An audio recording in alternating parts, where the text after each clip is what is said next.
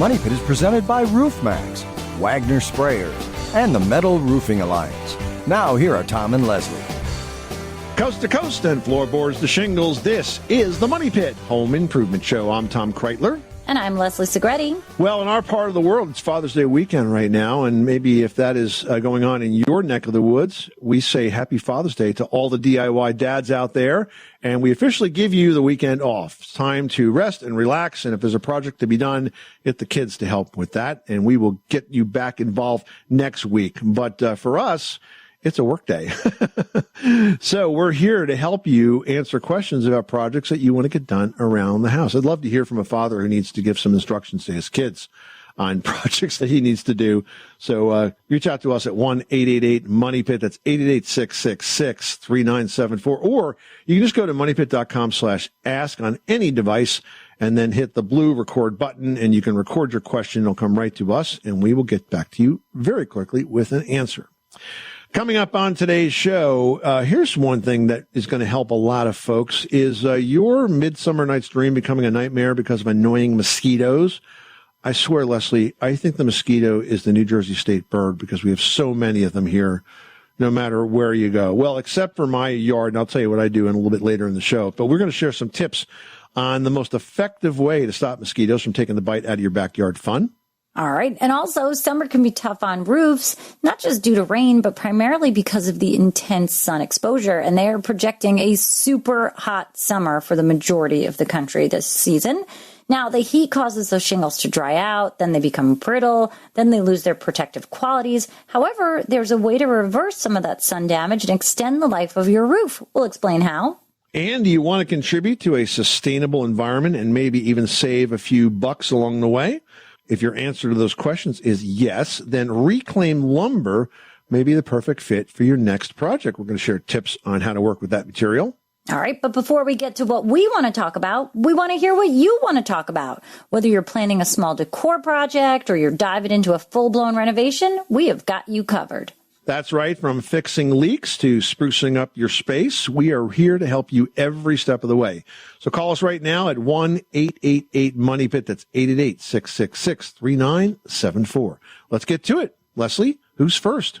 Sharon in Ohio is on the line with a sump pump question. How can we help you?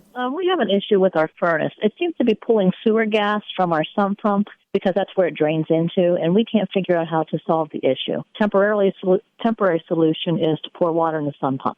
But then about 3 or 4 days later, we turn the furnace on, and it draws the sewage gas air again. Well, let's talk about this. So first of all, what water from the furnace is being drained into the sump pump? Are you talking about the condensate line from the air conditioning system? Yes, sir. Is there a return duct in the basement area where this is, or in the room where this is? Or do you think it's coming in through the drain pipe? We think it's coming in from the sump pump, and it's a wintertime issue because it happens when we turn the furnace on. Well, if you think it's because it's reversing, it's pulling whatever soil gas is causing this unpleasant odor, if you think it's coming in because of the drain line, there's a really simple solution. Put a trap in it.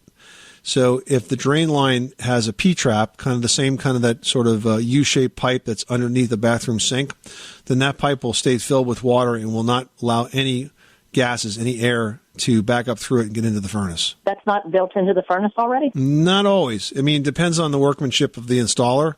But no, you would see it on the outside. If you don't see a P-trap, it doesn't have one. The other thing that could be causing this, and sometimes this happens, is occasionally, and I don't want to freak you out, but occasionally you'll get a rodent that will die inside of a return duct. And if that happens, yeah, the stink can go on for quite a while. But I would take a look at that drain line, and if it doesn't have a trap in it, do that. And make sure it's filled with water when you start, if it's the winter, because it won't be. And I think you won't find any more air gets through that pipe. Sharon, thanks so much for calling us at 888-MONEYPIT. Jim in South Dakota, you've got the Money Pit. How can we help you today? Well, I got a couple of exterior doors in the garage I added on to my house, and I'm getting water coming inside the doors. And two of them are coming through the latch side bottom corner. I've tried siliconing the threshold up to where it meets the jamb. Tried running a little bit of silicone in there to seal that up, but I can't seem to find where it is coming in at. So, but every time it rains, and if there's a breeze and pushing the rain against the latch outside of the door. It's running down and coming to the inside. I've seen that kind of thing before. It's very frustrating. You're talking about a standard exterior door, not an overhead door, right? You're talking about one that has hinges. Right, yeah, an exterior walk-through door, yep. The first thing I would check is to make sure the door is perfectly hung. And by that, I mean it has an even reveal top, side, bottom. And then looking under the door, sometimes with a flashlight, you can see gaps. So if you use a flashlight at the saddle, you can shine it on one side and look underneath and see if there's any gaps there. The type of weather stripping you have is the kind that kind of looks like what's on a refrigerator door. Yeah, it's that D style or O style, whatever you want to call it. It's actually pretty durable. Now, does this door open into the garage or does it open out to the backyard? Inward. So pretty much like a standard door. Well, listen, if you don't find anything there, I think you're going to have to go with a storm door because it's definitely breaking down with the weather stripping. I'm going to have to give that a try. All right. Good luck. Thanks so much for calling us at 888-MONEY-PIT. Drinking water is important to staying hydrated and healthy, so having a steady supply of safe, clean water is critical. But according to research by the Environmental Working Group, 3 out of 4 homes in America have harmful contaminants in their tap water. That's why we're thrilled to be working with AquaTrue. AquaTrue purifiers use a 4-stage reverse osmosis purification process, and their countertop purifiers work with no installation or plumbing. It removes 15 times more contaminants than ordinary pitcher filters and are specifically designed to combat chemicals like PFAs in your water supply. AquaTrue's proprietary purification technology is independently tested to remove over 80 of the most harmful contaminants, including chlorine, fluoride, arsenic, PFAs, nitrate, and many more. In fact, when I compare AquaTrue with my old water filter, I can definitely taste the difference. AquaTrue saves you money, too. Just one set of filters from their classic purifier makes the equivalent of 4,500 bottles of water, and they have water purifiers to fit every type of home. AquaTrue comes with a 30-day money-back guarantee and even makes a great gift. Today, Money Pit listeners can receive 20% off any AquaTrue purifier. Just go to aquatrue.com, that's AQUATRU.com, and enter code MONEYPIT at checkout. That's 20% off any AquaTrue water purifier when you go to aquatrue.com and use promo code MONEYPIT, MONEYPIT. Now I've got Allison in New York on the line who has an unwanted visitor at their money pit. What's going on? My husband, I wish he was on with me, but our mission is to humanely trap, we believe to be a squirrel that's running between the drop ceiling in our basement, and my husband said 2x8 joint rafters. It's like a 2-inch space only. And what I want you to do is to go out and pick up a trap called a Have a Heart trap.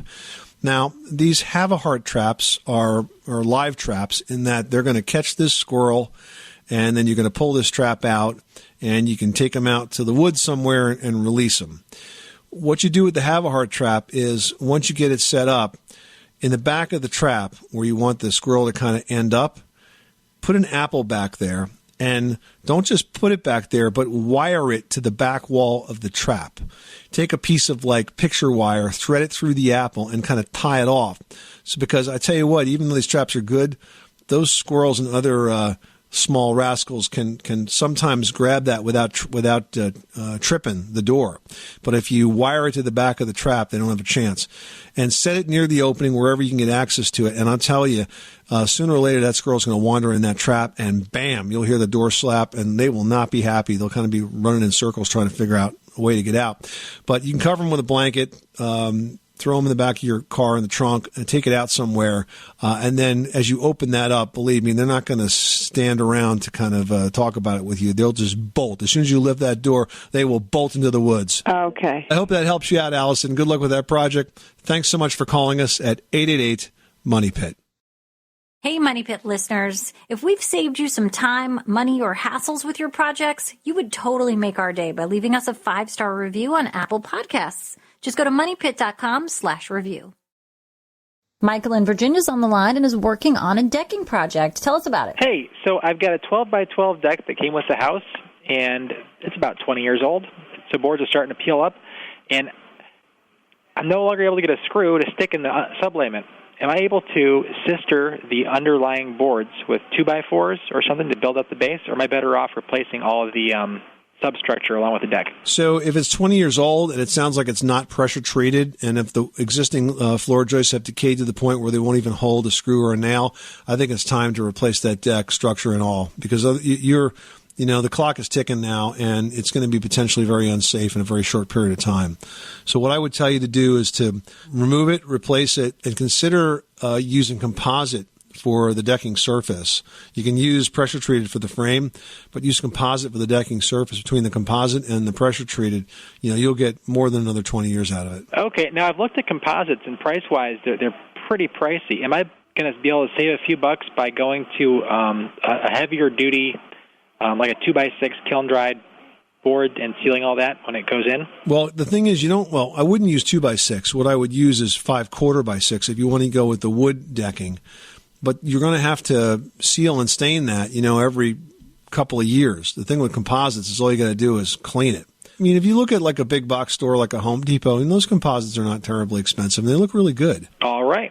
I'll have to check them out. Because remember, you're not replacing the floor joist with it. You're only doing the deck surface. So if it's 12 by 12, that's 144 square feet. It's 288 lineal feet. It's probably worth it. I see. Now, we are thinking about expanding it out a few feet, too. Yeah, well, that would be the time to do it, Okay. So you're doing the substructure is still all of the pressure-treated lumber because you need that for the support.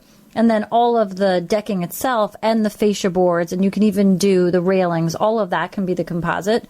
And it's really gorgeous. I have one that's sort of mid-range, but it has an interesting grain to it and almost looks like an ipe. You can get ones that are super simple, and you can get ones that really look exotic. And I think that's where your price point's going to swing a lot. Now, how do you deal with the railings and the fencing it in? So the posts would come up, and that would be, the basis for your supports, and that would be your pressure-treated lumber, and that would be built up through from the substructure, and then there are sleeves that go over it in the composite. Now, you can get ones that match your decking, or you can go with white. And then for the substructure, now, I am talking about extending this out. There are these concrete, they're about a foot by a foot blocks that you can buy, that you can lay your 4x6 across for, they say it's for decking like in the yard. Am I better off doing that or poured concrete? There are prefabricated footings for decks. They look like sort of like pyramids, but they're not like 1 by 1. They're like 1 by 1 by about 3 feet tall, and they have a place for a bracket on top. I've used those. They work really well. They're a little harder to install because you got to be more accurate with where the hole is. But frankly, I think the easiest thing to do is just to dig it yourself, a 1 foot by 1 foot square that's a couple of feet deep, and mix up 3 or 4 bags of Quikrete and make that the footing, and then you can drop the pressure treated right into that. And if you use the right level of pressure treated, it can actually be in ground. Yeah, absolutely. Thanks a lot, Tom. You got it. Thanks so much for calling us at 888-MONEY-PIT. Well, this summer, you're likely to have some unwanted visitors at your barbecues, pool parties, and other backyard gatherings.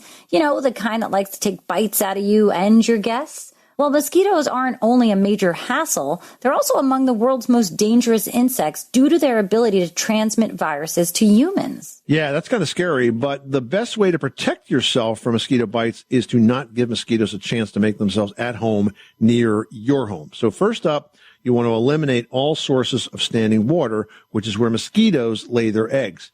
Now, check this out. A female mosquito can lay over 100 eggs at a time, which can grow to full-size, bloodthirsty, ready to bite adults in as little as 8 to 10 days. Woo! Ugh, all of that sounds terrible. Now, we're not talking about looking for leaks around the property, guys. We're talking about looking for things like standing water in areas that are so much smaller. So think like an empty flower pot, a bucket, a jar, like that much water they can grow in, a wheelbarrow, any other container that can hold water after rain, even if it's just that tiny little amount, is going to be perfect for those mosquitoes to breed in. All right, so what you've got to do is go ahead and drill holes into the bottom of trash cans, recycling buckets, all those little things to allow that water to drain out. And be sure to check your kids' toys like their wading pools, sandboxes, buckets, all of that. Turn them over if you have to. Just put them away. Whatever you have to do to avoid any standing water is definitely going to make a huge difference. And don't be fooled by some of the mosquito remedies that are out there, like bug zappers, for example. They sound great, but they really don't work. They make a very satisfying sound. They look very cool, but less than 1% of the bugs killed in the zappers are actually biting mosquitoes. Now, for years, I have been using a different type of product called the Dynatrap, We set it up in the spring. It runs straight through the fall. And what it does is reduces the mosquito population and prevents those mosquitoes from biting us. And I'm telling you, it works incredibly well. We probably get a few bites a year with those Dynatraps working. And I've added more over time and very happy with that. But the thing is, it's not like a bug zapper where you put it up and you expect it to work right away. It takes about 3 weeks for it to actually impact the population of mosquitoes because of that cycle we talked about earlier. So check them out at Dynatrap. It's probably Dynatrap.com, but I tell you what, it works great. Judy in Minnesota's on the line with a moisture issue. What's going on? Our house is about 40 years old, and it has, in the room that we're talking about, we're painting it. We painted it once before with a primer, and it turned out really nice. I thought it looked really nice, but now we repainted it a different color, and on the inside then is that rough paneling, and it's separated by it's got insulation in there with the plastic on it, and we notice now when we're going to paint it that there's moisture like halfway down on the paneling. We think that's caused by condensation. It may very well be if it's a damp space. Now, there are some things that you can do to reduce condensation in below-grade spaces. It's kind of the same steps that you would take if you were having an actual flood.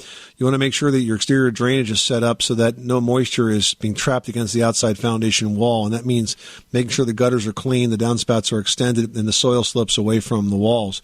If you've done all those things, then the next thing I would do is I would install a dehumidifier in that space and try to find one that has a built-in condensate pump so that it collects water and pumps it out. Otherwise, you'll be emptying buckets upon buckets of water.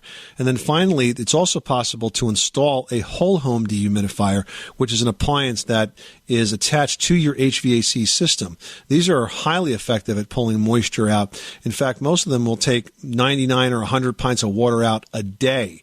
So those are 3 different ways that you can reduce moisture in that space. Judy, thanks so much for calling us at 888-MONEY-PIT. Hey guys, did you know Americans take in about 20,000 breaths a day and spend an average of 90% of their time indoors? Well, they do. And in fact, according to the EPA, the level of indoor air pollutants can be 2 to 5 times higher than outdoor air. Plus, this time of year, we've also got to deal with all of those allergens. I can't tell you how many times I go outside to find my car covered with pollen. Oh, no, your car's not yellow. That's why we are so proud to partner with Air Doctor, an air purifier that filters out dangerous contaminants like pollen, pet dander, dust mites, and mold. Their Ultra HEPA filter has been independently tested to remove 99.99% of tested allergens, including bacteria and viruses. Yep, and it really, really works. I actually gave an Air Doctor unit to my daughter. She had just moved into a high-rise building, and her apartment was a little stuffy and had some remnants of the old tenants in there in terms of the odor she was smelling. And so we set up Air Doctor, and a day later, you couldn't detect an odor in that house except for the fresh air. So it really, really works well. And Air Doctor also comes with a 30-day money-back guarantee. So if you don't love it, just send it back for a refund minus shipping. And they're offering a special discount to Money Pit listeners, and it's a big one. That's right. Just head over to airdoctorpro.com and use promo code MONEYPIT, and you'll receive up to $300 off air purifiers. Exclusive to Money Pit listeners, you're also going to receive a free 3-year warranty on any unit, which is an additional $84 value. Lock this special offer by going to airdoctorpro.com. That's airdoctorpro.com and use promo code MONEYPIT. Everyone knows therapy is great for solving problems, but getting therapy has its own problems too, like finding the right therapist, fitting into their schedule, and of course, the cost. Well, BetterHelp can solve those problems. It's totally online and built around your schedule. It's surprisingly affordable too. Connect with a credentialed therapist by phone, video, or online chat, all from the comfort of your home. Visit BetterHelp.com to learn more and save 10% on your first month. That's BetterHelp, H-E-L-P. Now we've got Bob from Arkansas on the line with a flooring problem. What's going on at your house? We was out of town overnight, and our house flooded inside from a broken pipe, and it flooded the whole house. So the company come in and tore out all my flooring and subflooring. And when they come back in, the contractors, I bought stick together tiles that are like pergo. Anyway, when they put them together or put them in, did not lock them together. They laid them on the floor and knocked them together and broke all my locks. Now they're coming apart. Oh, you see, a lot of those laminate floor tiles, they're not designed to be glued together. They're sort of a locking joint. Now, if they did not install them correctly, if they tried to bang them together instead of, so you have to sort of like rotate them to click together, then there's going to be nothing you can do about that. They've essentially damaged the floor. Okay. My question is, they're going to replace it, but should I have them tear out this old flooring and put the new one in, or just put this over this? Yeah, definitely get rid of the old stuff because it's not going to be secured. There could be movement under that. No, I would go back to the way it was. Get rid of that old flooring and start again from scratch. Well, summer is a rough season on your roof, not so much because of the rain, but more because of the exposure to the intense heat of that summer sun, which can cause shingles to dry out, then they become brittle, and then they're not protecting your home any longer. That's right. But if you'd like to reverse the damage done by the sun and extend the life of your roof, an application of Roof Max Roof Rejuvenation can do just that. And I can tell you from personal experience that the product is a safe, easy, proven, and very affordable way to gain more and more years out of your roof life, and certainly a great alternative to a roof replacement. That's right. Joining us to talk about how it works is Mike Fiesel, the president of Roof Max. Welcome, Mike. Hey, thank you, Leslie. So, Mike, can you talk about how roofs actually wear out? I think a lot of folks are not aware of the process that a shingle goes through over 10, 15, 20 years to lose its ability to keep water away from the house. Yeah, very, very simple. The oils in the asphalt, just like in a road, as those oils dry out, and of course in the summer, the UV bakes the oils out quicker. The heat from the attic that builds up in the attic also helps bake those oils out. And as the shingle dries out, it becomes brittle, cracks, leaks, blows off. It's the same reason you see a pothole in the road. Once they put down a new road, it's nice and smooth, and over time those oils dry out. And slowly you see cracks develop. Eventually there's a pothole, and then you see them coming in and replacing the road. So it's really the same thing. You guys seem to be using a better product to reverse this aging. How does this work? So this is a plant-based treatment, so it's 100% safe. It's USDA certified biopreferred. And all we're doing when we apply it to the roof, it will soak down into the shingles, and over 72 hours, within 72 hours, that roof's flexibility is restored. We passed testing through the Ohio State University on 17-year-old shingles treated with Roof Max. We passed the same flexibility testing that's required of brand new shingles. But now 17 years, I mean, that is a fairly aged shingle there. Is it ever a point where that shingle is just too far gone, or can you kind of reverse it at any point? We can't reverse it at any point. So our dealers come out, get on the roof, the installers, and see if the roof qualifies. So it has to qualify before we'll apply the treatment because we give a 5-year warranty. So about 10% of the roofs that we do get on, we do suggest replacement. And that's important that you do start with that inspection, because certainly there are other areas of a roof that can lead to leaks and damage of the house, the vent flashings and that sort of thing. So having that inspection done first assures that the shingle is capable of being rejuvenated, but also picks up anything that's additional. Now, once you apply Roof Max to the roof, it's not a one and done thing, right? You can come back and do this a number of additional times and gain additional years. Is that correct?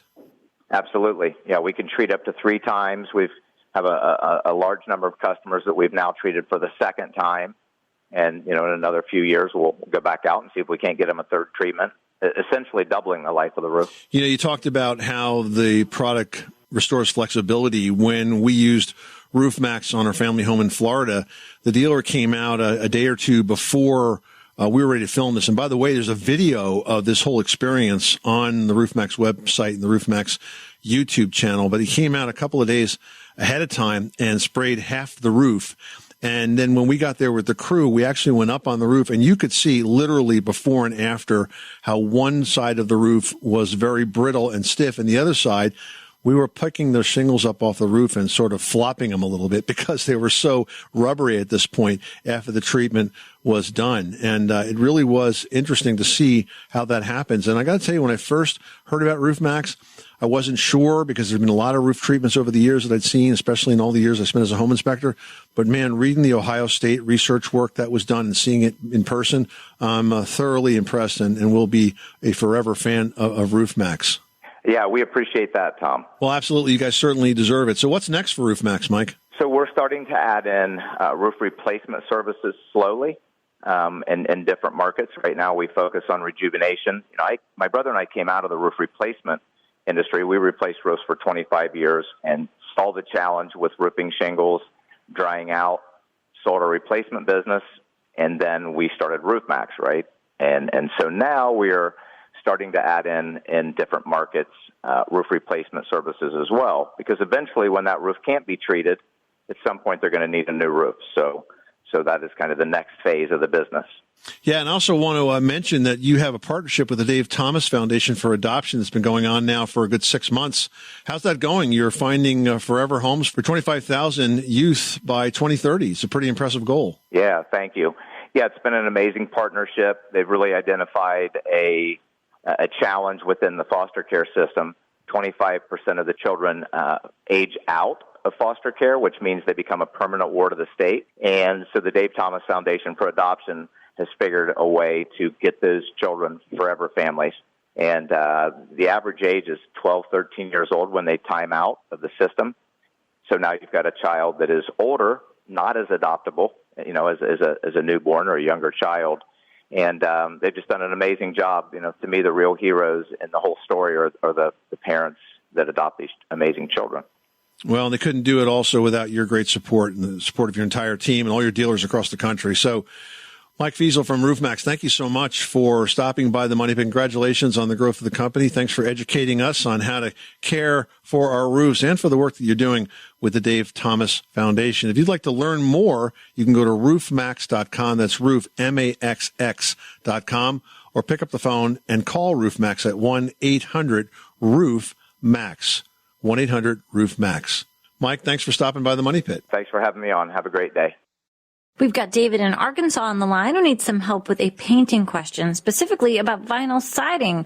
What's going on, David? Yeah, I'm purchasing a new home in North Little Rock, Arkansas, and the upper part of the house is vinyl siding, and the lower part is brick.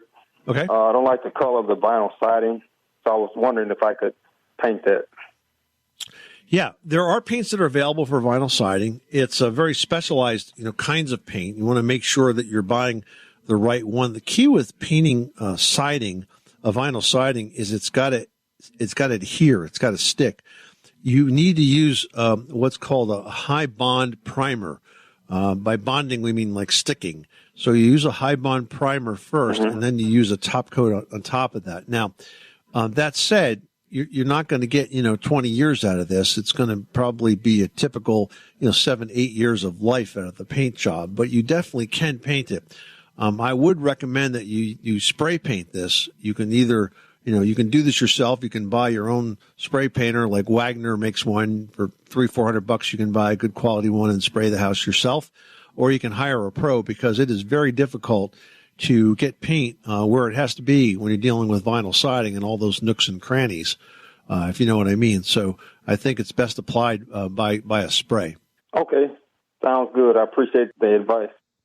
Well, if you love the beautiful wood floors and moldings of older homes, but you live in a much younger one, you can still get some of those same benefits by using reclaimed lumber. Now, reclaimed lumber is wood that's been rescued from older homes, barns, all kinds of other buildings. It's kind of a great option for home improvement and decor projects because it offers truly unique qualities that brand new hardwood simply doesn't have. Now, first up, reclaimed lumber is often more durable than commonly available hardwood, and that's because these pieces originate in old growth wood, which nowadays is harder and harder to come by. But if you use reclaimed lumber, it can also be cost effective, because depending on the type of wood that you plan to use, reclaimed lumber can save you over $10 a square foot. And because you're giving that wood a second life, reclaimed lumber is also an environmentally conscious choice. There's so many ways that you can use reclaimed lumber. It makes for beautiful hardwood flooring. You can use it for countertops, cabinets, shelving, drawers, accent walls, even for partitions. And you can figure out ways to use it on the ceiling. I mean, it's gorgeous, and it really does make a unique look for your home. That's right. So if you decide to use reclaimed lumber on your next project, you may just find that this very unique, durable, and beautiful material is cost-effective and eco-friendly and definitely worth using. Gail in Massachusetts is on the line and suspects that there could be mold afoot at the Money Pit. What's going on? My den has a moldy kind of smell to it, but mostly after it rains. And I don't know if there's a device that can be used to put it up against the device against the wall to see if there's any moisture or mold or anything like that. So your den smells damp after it rains. Okay. How is your den constructed? Is it on a concrete slab or is it on a crawl space or a basement? It's right above my garage. Well, you're probably getting a lot of humidity from that garage. It's working its way up into that space. So it's not totally surprising. I think necessarily what you're smelling is mold.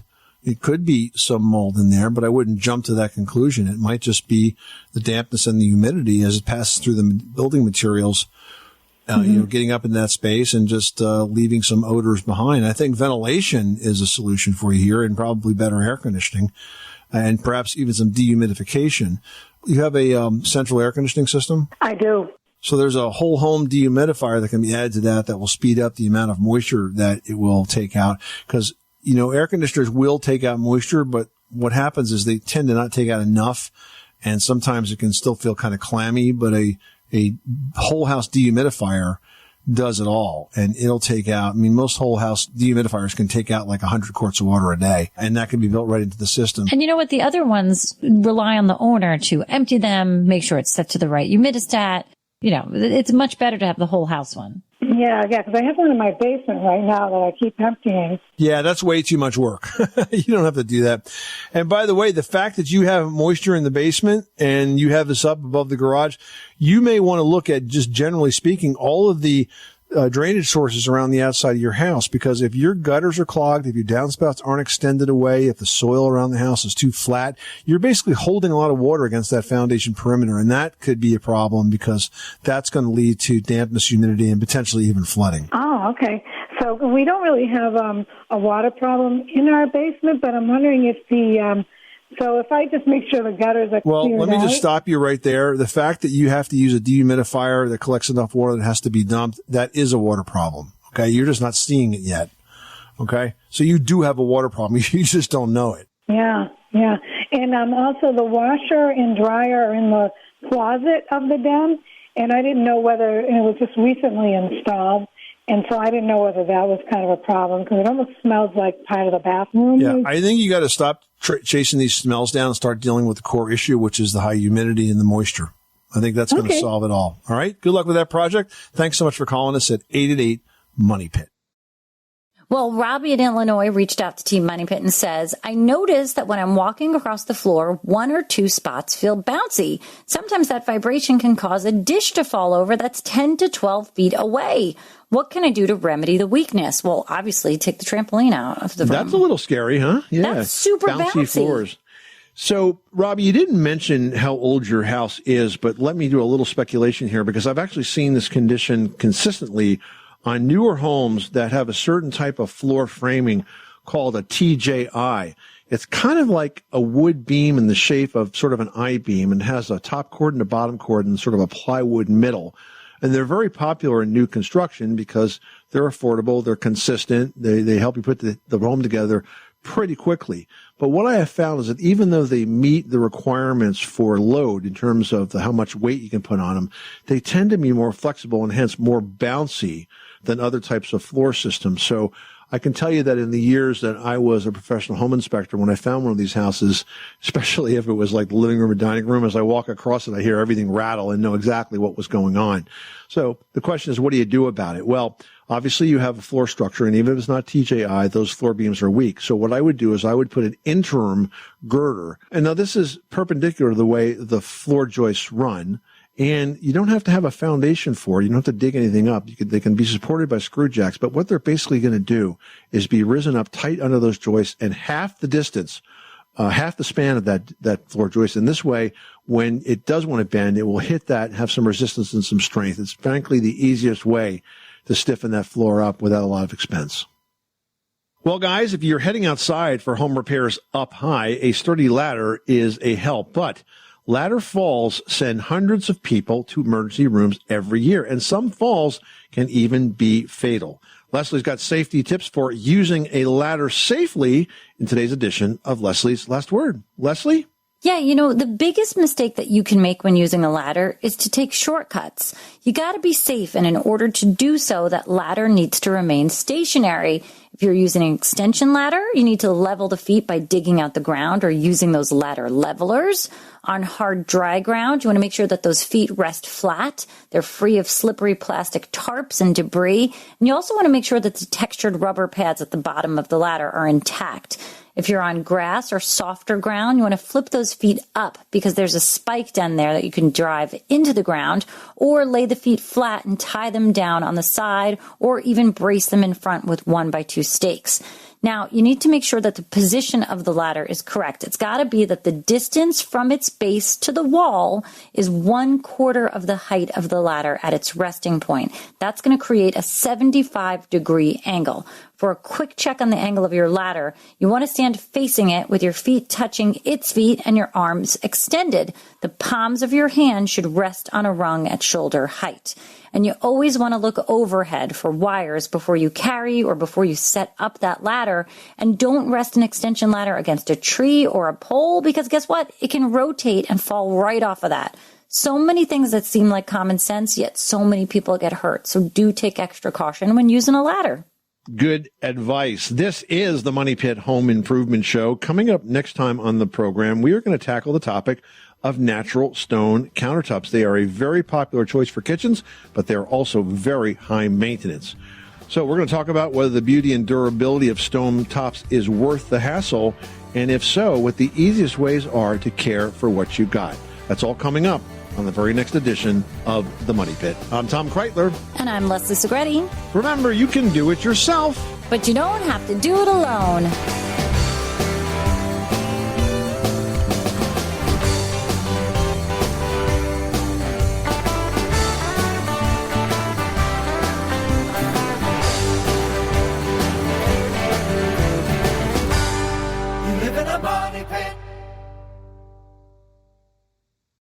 This is the story of the one.